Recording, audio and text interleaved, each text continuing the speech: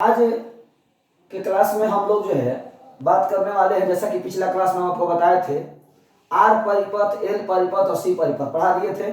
आज हम बात करने वाले हैं एलसीआर परिपथ और कुछ छोटे छोटे टॉपिक के बारे में। सबसे खास क्या है, आज के क्लास में हम 50 ऑब्जेक्टिव की बात करने वाले, 50 ऑब्जेक्टिव मिनिमम।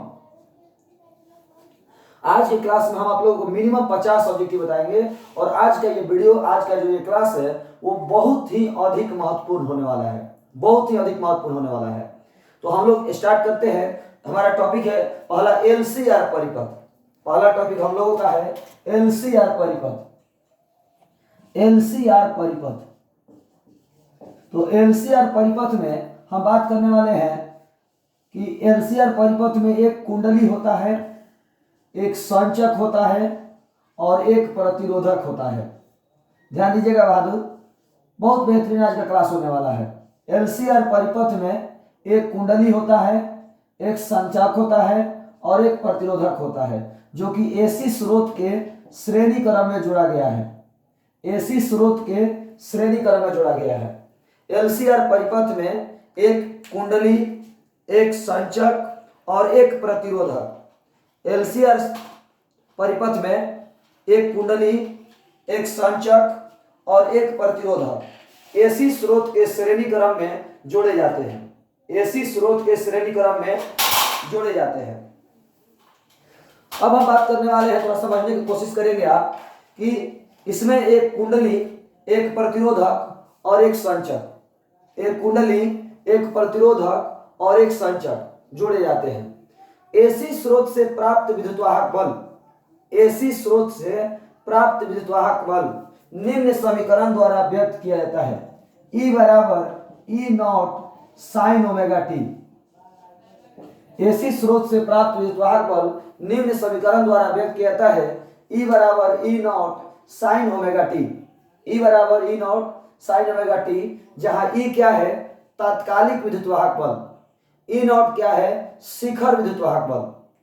E क्या है, तात्कालिक विद्युतवाहक बल, E नॉट क्या है, शिखर विद्युतवाहक बल। हमारा तात्कालिक विद्युतवाहक बल, E नॉट शिखर विद्युतवाहक बल है। जब इस विद्युतवाहक बल को परिपथ में आरोपित किया जाता है, जब इस विद्युतवाहक बल को परिपथ में आरोपित किया जाता है, तो कुंडली, संधारित्र और प्रतिरोधक से होकर के धारा बहने लगती है। कुंडली, संधारित्र और प्रतिरोधक से होकर के धारा बहने लगती है। धारा प्रवाह के कारण, धारा प्रवाह के कारण कुंडली पर, संचक पर और प्रतिरोधक पर, तीनों पर वोल्टेज उत्पन्न होता है। कुंडली पर VL, संचक पर VC और प्रतिरोधक पर VR। कुंडली पर VL, संचक पर VC, प्रतिरोधक पर VR, तीनों पर वोल्टेज उत्पन्न होते हैं। जैसा कि हम आपको पढ़ाए हैं, VL का सूत्र होता है I इंटू XL, यानी I into L into omega, I into L into omega.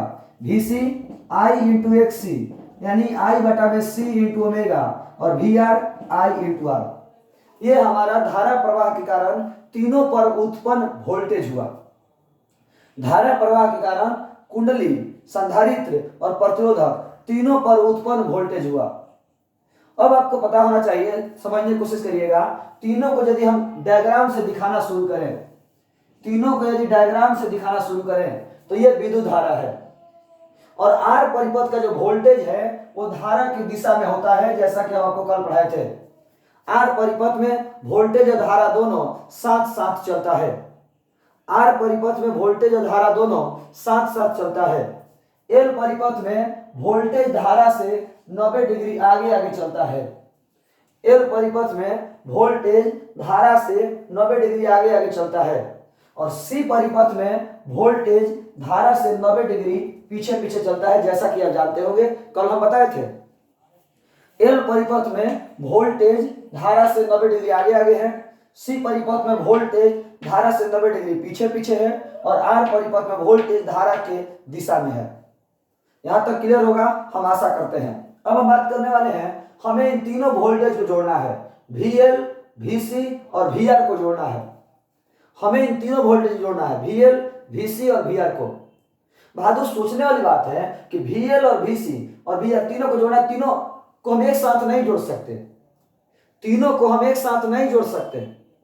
तब पहले इन दोनों को जोड़ेंगे, चूंकि ये दोनों अपोजिट डायरेक्शन में है, ये दोनों अपोजिट डायरेक्शन में है, और जब दो अपोजिट डायरेक्शन में है तो इनका रिजल्टेंट माइनस में हो जाएगा, परिणामी माइनस में होगा। यानी या तो VL में से VC घटेगा या तो VC में से VL घटेगा, यानी जो ज्यादा होगा उसमें से कम वाला घट जाएगा। VL में से VC घट जाएगा तो VL माइनस VC, लेकिन ये ऊपर की ओर होगा। VC माइनस VL करेंगे नीचे की ओर हो जाएगा। हमने मान लिया कि VL ज्यादा है VC कम है, तो ये हो जाएगा VL minus VC, VL minus VC, VL minus VC। तो अब हम इन दोनों को जोड़ दिए, VL और VC को जोड़ दिए, VL माइनस VC आया। हमने VL और VC को जोड़ दिया, VL माइनस VC आया, और एक है VR। अब हमें इन्हीं दोनों को जोड़ना है, अब हमें इन्हीं दोनों को जोड़ना है। तो यहां पर हम एक समांतर चतुर्भुज बनाएंगे, यहां पर हम एक समांतर चतुर्भुज बनाएंगे। ये VL माइनस VC है तो ये भी VL माइनस VC होगा। ये VR है, पहले के हेड को दूसरे के टेल से, पहले के हेड को दूसरे के टेल से, और अंत में पहले के टेल को आखिरी के हेड से मिलाते हैं, और यही परिणामी होता है, यही रिजल्टेंट है, परिणामी है VL माइनस VC और VR का, यानी तीनों वोल्टेज का। ये जो V परिणामी है वो तीनों वोल्टेज का परिणामी है, VL का भी, VC का भी और VR का भी, तीनों का जोड़ आया है V। फिर से एक बार समझिए, हमने VL और VC को घटा दिया तो VL माइनस VC आया। सवाल उठ सकता है कि सर VL में से VC क्यों घटाए? जरूरी नहीं है बहादुर, VC में से VL भी घटा सकते हैं। अंतर यही है कि VC में से VL करेंगे तो नीचे की ओर होगा, VL माइनस VC करेंगे तो ऊपर की ओर होगा। तो अब हमने इन दोनों को जोड़ दिया तो VL माइनस VC आया। अब हमें केवल दो को जोड़ना है, VL माइनस VC और VR को, VL माइनस VC और VR को। अब ये दोनों को जोड़ने जा रहे हैं तो हमने एक समानांतर चतुर्भुज बना दिया, पहले के हेड को दूसरे के टेल से और अंत में पहले के टेल को आखिरी के हेड से मिलाया, और यही परिणामी है, यही हमारा टोटल आंसर है। यानी VL, VC और VR तीनों का जोड़ है V, तीनों का जोड़ है V, यही बहादुर रिजल्टेंट है, परिणामी है V। तो चित्र के अनुसार हम बात करें तो V स्क्वायर बराबर VR का square plus VL minus VC का होल स्क्वायर, कर्ण स्क्वायर बराबर लंब स्क्वायर जोड़ आधार स्क्वायर, कर्ण स्क्वायर बराबर लंब स्क्वायर जोड़ आधार स्क्वायर। V का सूत्र I गुना Z, V विभव, धारा गुना प्रतिरोध, ये कुल विभव है तो कुल धारा गुना कुल प्रतिरोध। VR का I इंटू R, VL का I into L into omega, VC का I by C into omega का होल स्क्वायर। सब में I कॉमन ले लीजिए, I स्क्वायर सब में कॉमन हो जाएगा, और यहां भी I स्क्वायर कॉमन कट जाएगा, तो हो जाएगा Z स्क्वायर बराबर R square plus L omega minus 1 by C omega का होल स्क्वायर। तो Z बराबर under root R square plus L omega minus 1 by C omega का होल स्क्वायर। ये बहादुर Z क्या है? सवाल आ सकता है आपके दिमाग में, सर Z कहां से आया, Z है क्या? तो LCR परिपथ के प्रतिरोध को प्रतिबाधा कहा जाता है, प्रतिबाधा। LCR परिपथ के प्रतिरोध को प्रतिबाधा, जैसे कल पढ़ाए थे, याद होगा कि L परिपथ के प्रतिरोध को प्रेरणिक प्रतिघात, C परिपथ के प्रतिरोध को धारितीय प्रतिघात, उसी तरह LCR परिपथ के प्रतिरोध को प्रतिबाधा कहते हैं। इसे Z द्वारा सूचित किया जाता है, प्रतिबाधा को Z द्वारा सूचित किया जाता है, प्रतिबाधा को Z द्वारा सूचित किया जाता है, प्रतिबाधा को Z द्वारा सूचित किया जाता है। और इसका सूत्र जो है, इसका सूत्र Z का R square under R square plus minus 1 by C omega का होल स्क्वायर होता है। LCR प्रतिबाधा, LCR के प्रतिरोध को प्रतिबाधा कहते हैं, इसे Z द्वारा सूचित किया जाता है। Z का सूत्र इतना होता है, और चूंकि यह प्रतिरोध है तो इसका ऐसा ही मात्रक ओम होता है, चूंकि यह प्रतिरोध है तो इसका ऐसा ही मात्रक ओम होता है। प्रतिबाधा क्या है?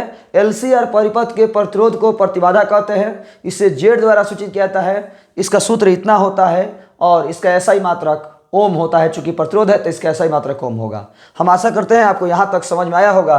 फिर से एक बार, AC स्रोत से प्राप्त विद्युत वाहक बल को इस सूत्र से व्यक्त करते हैं। जब इस विद्युत वाहक बल को परिपथ में आरोपित करते हैं तो सबसे होकर धारा बहने लगती है, सबसे होकर धारा बहने लगती है। धारा प्रवाह के कारण तीनों पर वोल्टेज उत्पन्न होता है, VL, VC और VR। तो VL इतना है, VC इतना है, VR इतना है। तीनों को यदि हम डायग्राम से दिखाएं तो VL जो है धारा से 90 डिग्री आगे आगे होगा, VC धारा से 90 डिग्री पीछे पीछे होगा और VR धारा की दिशा में होगा। ये तीनों को हमें जोड़ना है। पहले इन दोनों को जोड़े तो अपोजिट डायरेक्शन में है तो माइनस हो गया, VL माइनस VC, और ये हमारा VR। तो VL माइनस VC को और VR को जोड़े तो V मिला, जो कि तीनों का परिणामी है, तीनों का परिणामी है V। तो V स्क्वायर बराबर VR square plus VL minus VC का होल स्क्वायर। सॉल्व किए तो Z स्क्वायर बराबर इतना, Z बराबर इतना, जो कि LCR परिपथ का प्रतिरोध है। LCR परिपथ का प्रतिरोध है Z। प्रतिबाधा, इसका SI मात्रक ओम होता है, प्रतिरोध इतना होता है। यदि आप परिपथ के प्रतिरोध के बारे में बताया, अभी तक केवल हमने आपको LCR परिपथ के प्रतिरोध के बारे में बताया। अब हम आगे बढ़ते हैं, ध्यान दीजिएगा।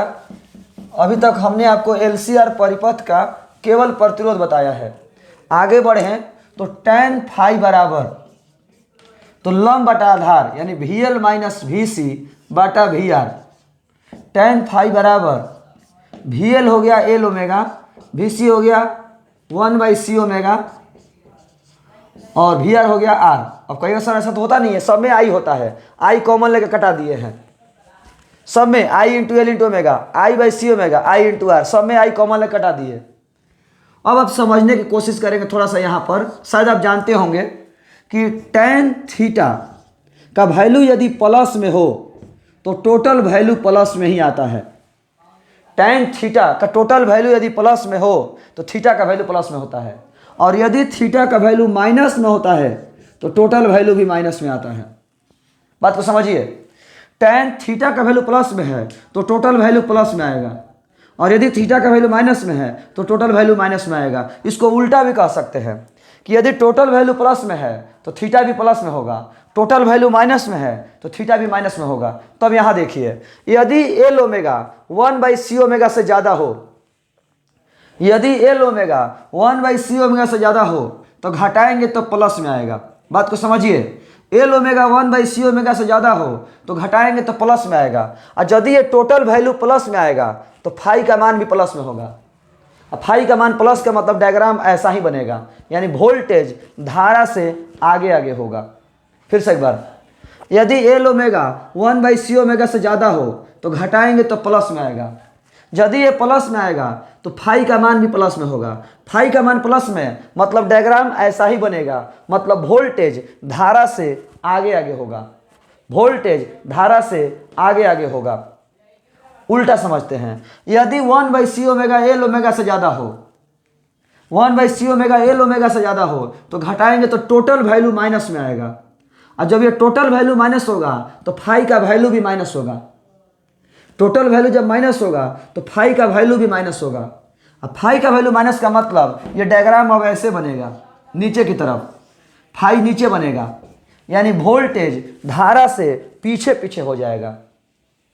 जब फाई का वैल्यू माइनस होगा तो वोल्टेज धारा से पीछे पीछे चलेगा। फिर से एक बार, L ओमेगा 1/c ओमेगा से ज़्यादा हो तो total value plus, total value plus तो फाई भी प्लस, फाई प्लस मतलब वोल्टेज धारा से आगे आगे चलेगा। यदि 1/c ओमेगा L ओमेगा से ज़्यादा हो तो घटाएंगे तो माइनस, माइनस मतलब फाई का भी मान माइनस, और फाई का मान माइनस तो वोल्टेज धारा से पीछे पीछे चलेगा, वोल्टेज धारा से पीछे पीछे चलेगा। यदि L ओमेगा 1/c ओमेगा के बराबर हो जाए, L ओमेगा 1/c ओमेगा के बराबर हो जाए तो घटाएंगे तो जीरो हो जाएगा। L ओमेगा 1/c ओमेगा के बराबर हो जाए तो घटाएंगे तो जीरो हो जाएगा। तो जीरो बटा में R जीरो, तो tan फाई बराबर जीरो मतलब फाई बराबर 0 डिग्री। जैसे ही L ओमेगा 1/c ओमेगा के बराबर होगा तो फाई का वैल्यू 0 डिग्री हो जाएगा, और फाई का वैल्यू 0 डिग्री का मतलब हुआ विद्युतवाहक वाला धारा दोनों साथ साथ चलेगा। फाई का वैल्यू 0 डिग्री का मतलब हुआ विद्युतवाहक बल और धारा दोनों साथ साथ चलेगा। L ओमेगा 1/c ओमेगा से ज़्यादा हो तो वोल्टेज धारा से आगे आगे चलेगा। 1/c ओमेगा एल ओमेगा से ज़्यादा हो तो वोल्टेज धारा से पीछे पीछे चलेगा। यदि एल ओमेगा 1/c ओमेगा के बराबर हो तो वोल्टेज और धारा दोनों साथ साथ चलेंगे। ये रहा आपका tan फाई के बारे में, और ये रहा प्रतिरोध के बारे में। ये दिशा और ये प्रतिरोध का वैल्यू हो गया, ये दिशा हुआ और ये प्रतिरोध हुआ। अब हम बात करने वाले हैं, अगला जो हमारा टर्म है वो है शक्ति गुणांक।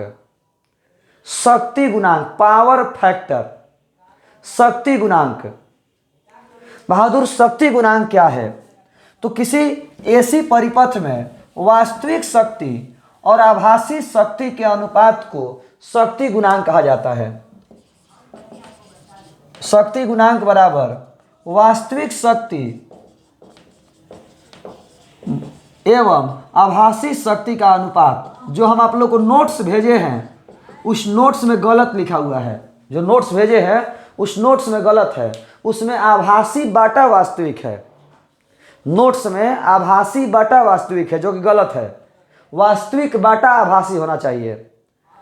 तो किसी ऐसी परिपथ में वास्तविक शक्ति और आभासी शक्ति के अनुपात को शक्ति गुणांक कहते हैं। वास्तविक शक्ति और आभासी शक्ति के अनुपात को शक्ति गुणांक कहते हैं। शक्ति गुणांक को cos फाई द्वारा सूचित किया जाता है।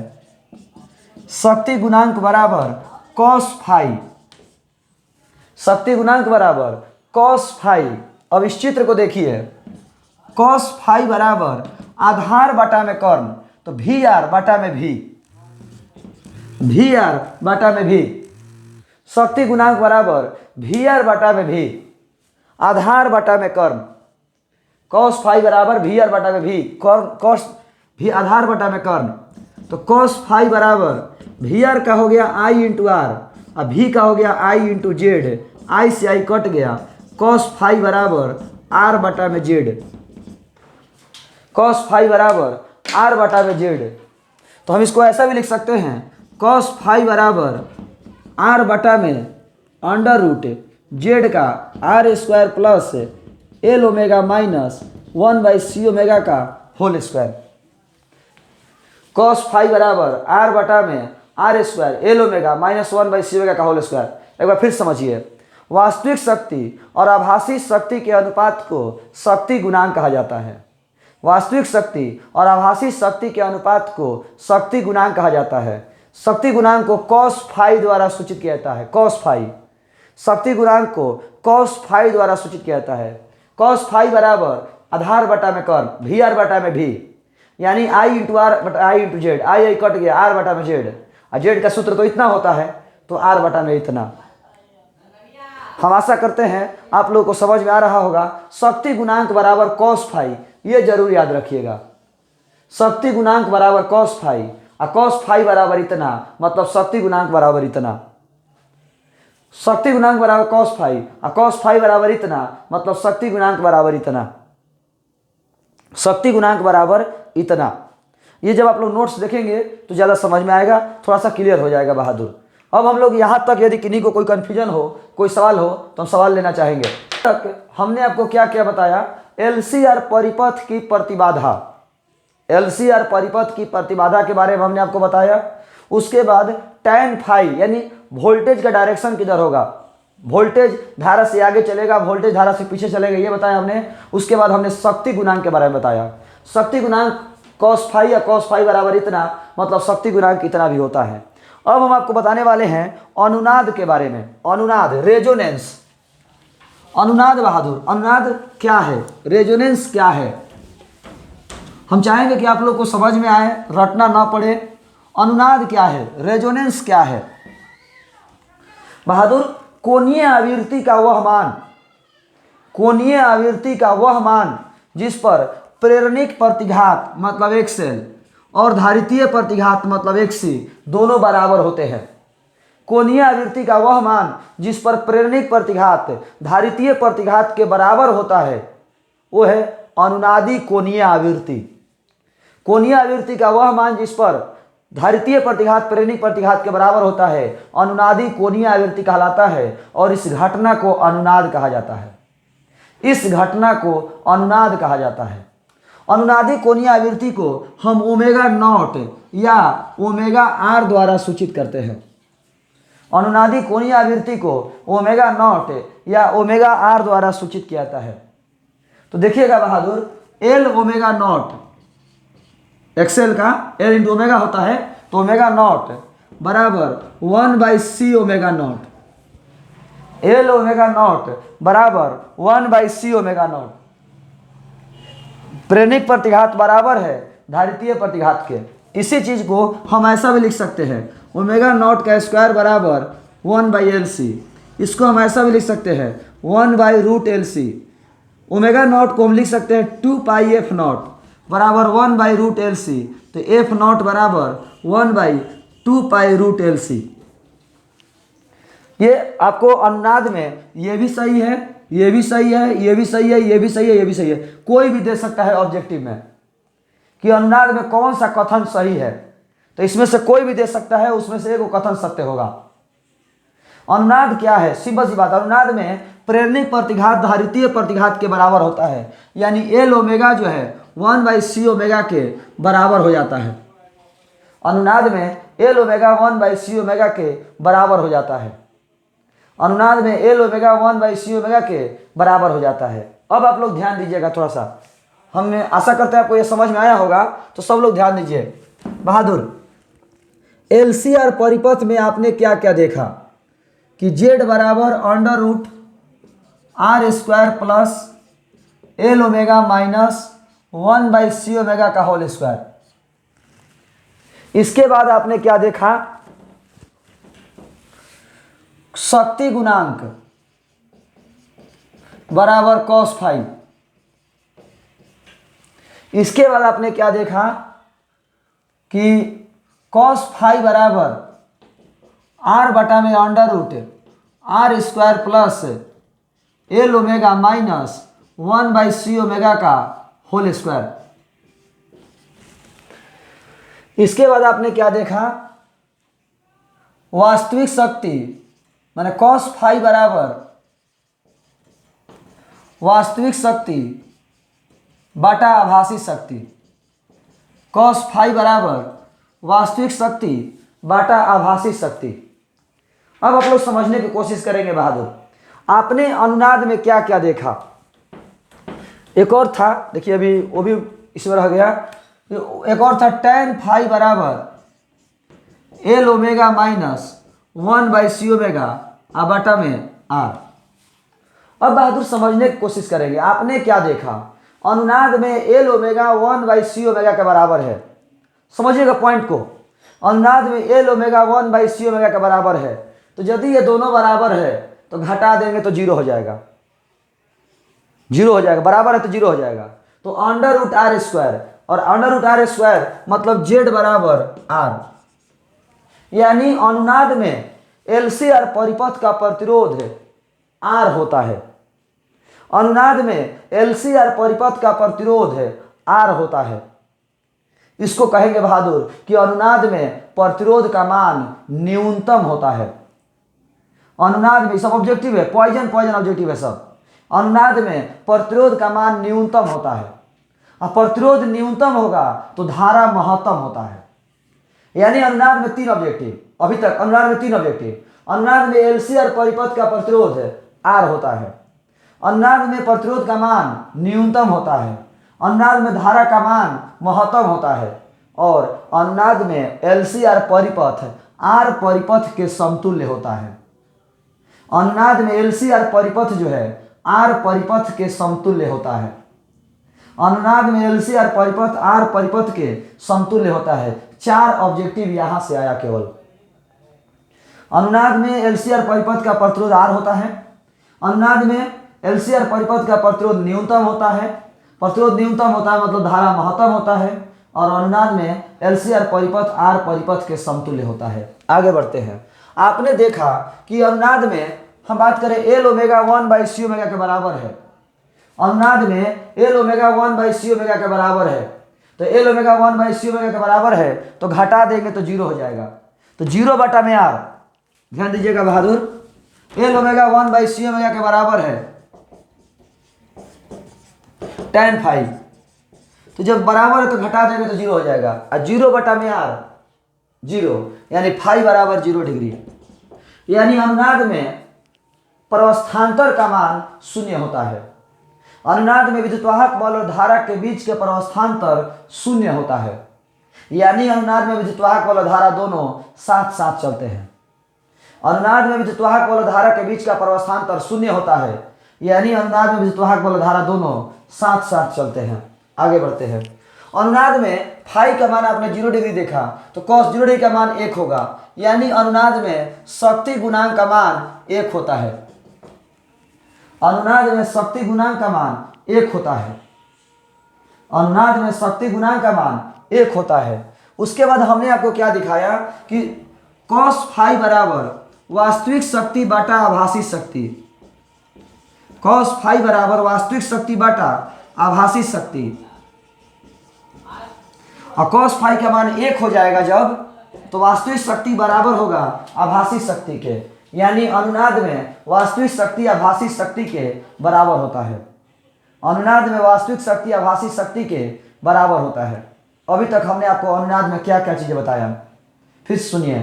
अनुनाद में प्रेरणिक प्रतिघात धारितीय प्रतिघात के बराबर होता है। अनुनाद में प्रेरणिक प्रतिघात धारितीय प्रतिघात के बराबर होता है, पहला पॉइंट। दूसरा, अनुनाद में एलसी और परिपथ का प्रतिरोध आर होता है। तीसरा, अनुनाद में प्रतिरोध का मान न्यूनतम होता है। चौथा, अनुनाद में प्रतिरोध का मान धारा का मान महत्तम होता है। पांचवा, अनुनाद में एलसी और परिपथ आर परिपथ के समतुल्य होता है। छठा, अनुनाद में विद्युतवाहक बल धारा के बीच का प्रस्थान्तर 0 होता है। सातवां, अनुनाद में विद्युतवाहक बल धारा दोनों साथ साथ चलते हैं। आठवां, अनुनाद में शक्ति गुणांक का मान 1 होता है। नौवां, अनुनाद में वास्तविक धारा बराबर होता है आभासी धारा के। ये पॉइंट सब आपको यहां से निकल के आ रहे हैं, ये सारे पॉइंट यहां से निकल के आ रहे हैं। अब हम बात करते हैं अनुनाद में 2-3 पॉइंट आपको अलग से याद करना होगा। अनुनाद में मूल आवृत्ति बाह्य आवृत्ति के बराबर होती है। अनुनाद में मूल आवृत्ति बाह्य आवृत्ति के बराबर होती है। अनुनाद में मूल आवृत्ति बाह्य आवृत्ति के बराबर होती है। अनुनाद की स्थिति को मुक्त दोलन के नाम से भी जाना जाता है। मुक्त दोलन, फ्री स्टेट, फ्री रूप से घूमना, अनुनाद को मुक्त दोलन भी कहा जाता है। और तीसरा पॉइंट, एलसी परिपथ को दोलनी परिपथ भी कहा जाता है। एलसी परिपथ, एलसी परिपथ को दोलनी परिपथ भी कहा जाता है।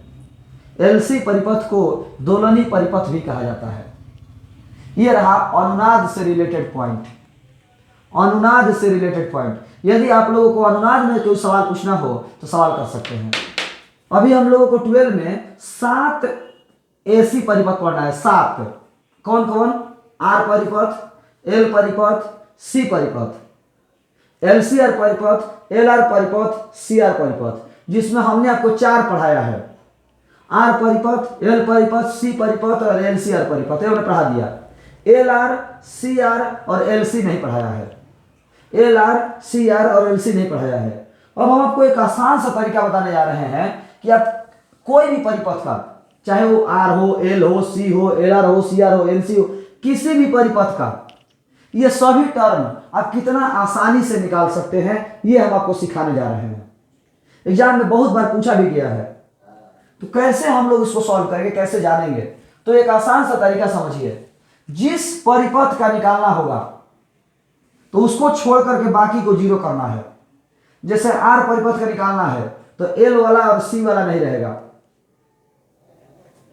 आर परिपथ, बहादुर इसके आगे थोड़ा सा और बता लेने दीजिए, इसके आगे भले ही कल बढ़ाएंगे, जो कि हम कल ही बोले थे कि इसको बीच में नहीं छोड़ सकते, बीच में ड्रॉप नहीं कर सकते इस टॉपिक को। तो सुनिएगा फिर से एक बार बहादुर कि एल परिपथ, आर परिपथ, सी परिपथ। यदि एल परिपथ का निकालना है तो आर वाला और सी वाला नहीं रहेगा। आर का निकालना है तो एल वाला और सी वाला नहीं रहेगा। सी परिपथ का निकालना है तो एल वाला और आर वाला नहीं रहेगा। एल आर का निकालना है, एल आर का, तो सी वाला नहीं रहेगा। सी आर का निकालना है, एल वाला नहीं रहेगा। इस तरह से जिस परिपथ का निकालना है उसको छोड़कर बाकी सब 0 हो जाएंगे। जिस परिपथ का निकालना है उसको छोड़कर बाकी सब 0। सर इसका मतलब क्या हुआ? इसका मतलब समझाते हैं, देखिए इसका मतलब ध्यान दीजिएगा। जैसे हम निकालना चाहते हैं आर परिपथ का, तो आर परिपथ का निकालना चाहते हैं तो आर वाला रहेगा, ये दोनों जी नहीं रहेगा, ये दोनों खत्म, तो ये दोनों खत्म, तो under root R square, under root R square का मतलब हुआ जेड बराबर आर, ये आर परिपथ का जेड हुआ, प्रतिरोध हुआ। अब देखिए हमने देखा कि tan फाई बराबर L omega minus 1/c omega बटा में आर, तो हम आर परिपथ का निकालना चाहते हैं तो ये वाला दोनों नहीं रहेगा, आर परिपथ का निकालना चाहते हैं तो ये दोनों नहीं रहेगा, तो ये दोनों जीरो, तो जीरो बटा में आर, जीरो बटा में आर जीरो, तो tan फाई बराबर जीरो, मतलब फाई बराबर 0 डिग्री, यानी आर परिपथ में फाई का मान 0 डिग्री होता है। ये तो आप भी जानते होंगे, लेकिन हम यहां से सिखा रहे हैं कि देखिए कैसे निकलेगा। आर परिपथ में फाई बराबर 0 डिग्री होता है, आर परिपथ में धारा विस्थापन बल दोनों साथ साथ चलता है। आर परिपथ के शक्ति गुणांक का मान cos फाई cos 0 डिग्री, तो आर परिपथ में शक्ति गुणांक का मान 1 होता है, आर परिपथ में शक्ति गुणांक का मान 1 होता है। और आर परिपथ में अभी हमने बताया कि वास्तविक शक्ति बटा आभासी शक्ति बराबर cos फाई, तो cos 0 डिग्री का मान 1 हो गया, तो वास्तविक शक्ति बराबर आभासी शक्ति होगा आर परिपथ में, आर परिपथ में। अब यदि किसी को निकालना है एल परिपथ में, एल का निकालना, तो एल वाला रहेगा बाकी सब जीरो, तो आर वाला जीरो, सी वाला जीरो, बच गया केवल एल वाला, यानी जेड बराबर एल इंटू ओमेगा, जिसको हमने एक्सेल पढ़ाया था, एल परिपथ में एल इंटू ओमेगा। अब देखिए कौन, देखिए एल वाला रहेगा ये दोनों जीरो, तो ये भी जीरो, तो एल ओमेगा में जीरो से भाग देंगे तो अनंत, किसी भी चीज में जीरो से भाग देते हैं तो अनंत, यानी tan फाई बराबर अनंत, tan फाई बराबर अनंत, यानी फाई बराबर 90 डिग्री, फाई बराबर 90 डिग्री प्लस में आया है, मतलब विद्युत वाहक बल धारा से 90 डिग्री आगे आगे चलता है, विद्युत वाहक बल धारा से 90 डिग्री आगे आगे चलता है, विद्युत वाहक बल धारा के बीच का प्रस्थांतर 90 डिग्री होता है। अब शक्ति गुणांक की बात करें तो cos 90 डिग्री, शक्ति गुणांक cos 90 डिग्री, cos 90 डिग्री का मान 0, यानी एल परिपथ में शक्ति गुणांक का मान 0 होता है, एल परिपथ में शक्ति गुणांक का मान 0 होता है, और शक्ति गुणांक 0 हो गया, cos फाई 0 हो गया, तो वास्तविक शक्ति बराबर भी 0 होगा, एल परिपथ में वास्तविक शक्ति बराबर 0 होगा, वास्तविक शक्ति बटा वास्तविक शक्ति बराबर 0, मतलब वास्तविक शक्ति बराबर 0 एल परिपथ में। इसी तरह यदि सी परिपथ में निकालना चाहते हैं आप, सी परिपथ में, तो सी वाला रहेगा बाकी सब जीरो, तो ये दोनों खत्म, तो जेड बराबर 1/c ओमेगा। इसमें देखिए सी वाला रहेगा ये दोनों जीरो, तो माइनस 1/c ओमेगा बटा में जीरो, माइनस 1/c ओमेगा बटा में जीरो, यानी माइनस अनंत, माइनस अनंत, यानी फाई बराबर माइनस 90 डिग्री, यानी विद्युत वाहक बल धारा से 90 डिग्री पीछे पीछे चलता है, विद्युत वाहक बल धारा से 90 डिग्री पीछे पीछे चलता है। और शक्ति गुणांक की बात करें तो cos 90 डिग्री बराबर 0, cos 90 डिग्री बराबर 0, यानी शक्ति गुणांक का मान 0 होता है, और शक्ति गुणांक 0 हो गया तो वास्तविक शक्ति बराबर भी 0 होगा। इस तरह से आर का, एल का, सी का हम तो आपको पहले पढ़ा भी चुके हैं, लेकिन इस तरीके से आसानी से याद रखा जा सकता है। जिस परिपथ का निकालना हो उसको छोड़कर बाकी सब जीरो, जिस परिपथ का निकालना हो उसको छोड़कर बाकी सब जीरो। अब यदि हम बात करें जैसे एल आर का निकालना चाहते हैं, तो एल आर का निकालना चाहते हैं तो एल वाला और आर वाला रहेगा, बाकी सब जीरो होगा। तो देखिए एल आर का निकालना चाहते हैं तो एल वाला और आर वाला रहेगा, ये नहीं रहेगा, तो ये हो जाएगा जेड बराबर under root R square plus L omega का होल स्क्वायर। एग्जाम में बहुत बार पूछा गया है, बहुत बार पूछा गया कि एल आर परिपथ का प्रतिरोध बताइए, तो इस तरह से निकाल सकते हैं। इस तरह से यदि बात करें इसमें एल वाला और आर वाला रहेगा, सी वाला नहीं रहेगा, तो इसका हो जाएगा tan फाई बराबर एल ओमेगा बटा में आर, एल ओमेगा बटा में आर। cos फाई का मान निकालना चाहते हैं तो सी वाला नहीं रहेगा, तो cos फाई बराबर आर बटा में under root R square plus L omega का होल स्क्वायर। बताइए किसी को प्रॉब्लम है तो? जिस परिपथ का निकालना चाहते हैं उसको छोड़कर बाकी सब जीरो। एल आर का निकालना था तो एल वाला और आर वाला रह गया, सी वाला गायब हो गया, इसमें भी सी वाला गायब कर दिए, इसमें भी सी वाला गायब कर दिए, इसमें भी सी वाला गायब कर दिए। यदि सी आर का निकालना है, सी आर का, तो सी आर का निकालना है तो सी वाला आर वाला रहेगा, ये दोनों रहेगा, एल वाला गायब, तो जेड बराबर हो जाएगा under root R square plus 1/c omega का होल स्क्वायर। उसी तरह tan फाई वाला में हम बात करें तो tan फाई बराबर ये हो जाएगा 1/c omega into R. L omega का है 1/c omega into R. Cos phi निकालना चाहते हैं तो कॉस फाई बराबर आर बटा में under root R square plus 1/c omega का होल स्क्वायर। इस तरह से आप जिस परिपथ का निकालना चाहते हो उस परिपथ का आसानी से निकाल सकते हो, रटने की जरूरत नहीं है। यदि किन्हीं को सवाल पूछना है यहाँ तक तो आप बेझिझक सवाल कर सकते हैं।